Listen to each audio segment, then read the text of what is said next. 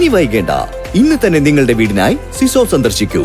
സിസോ, make life simple. Vilayur ഗ്രാമപഞ്ചായത്തിന്റെ ദീർഘകാല പ്രസിഡന്റും പൊതുപ്രവർത്തകനുമായിരുന്ന കെ കൃഷ്ണൻകുട്ടിയുടെ സ്മരണാർത്ഥം നിർമ്മിച്ച ഗ്രാമപഞ്ചായത്ത് മീറ്റിംഗ് ഹാളിന്റെ ഉദ്ഘാടനം panchayat president MK baby Girija നിർവഹിച്ചു.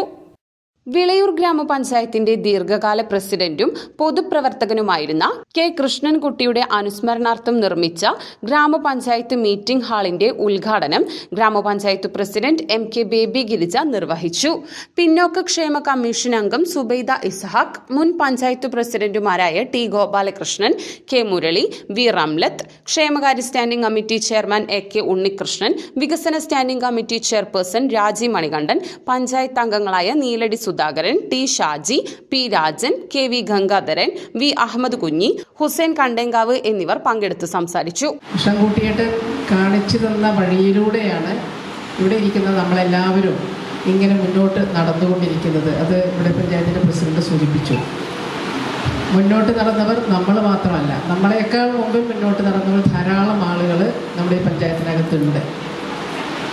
അവരൊക്കെ നമുക്ക് യഥാർത്ഥത്തിൽ ഇത് കുറച്ചുകൂടെ വിപുലമായി അത്തരത്തിൽ ഒരുപാട് ആളുകളെ കൂട്ടിച്ചേർത്തുകൊണ്ട് നടത്തേണ്ട ഒരു ചടങ്ങായിരുന്നു. പക്ഷേ അവർ ഇന്നിപ്പോൾ ബജറ്റ് മീറ്റിംഗ് നടക്കുന്നു എന്നുള്ളതിൻ്റെ ഭാഗമായിട്ടാണ് അടിയന്തരമായി ഈ ഹാള് ഉദ്ഘാടനത്തിന് വേണ്ടി പഞ്ചായത്തിൻ്റെ ഭരണസമിതി തീരുമാനിച്ചത്.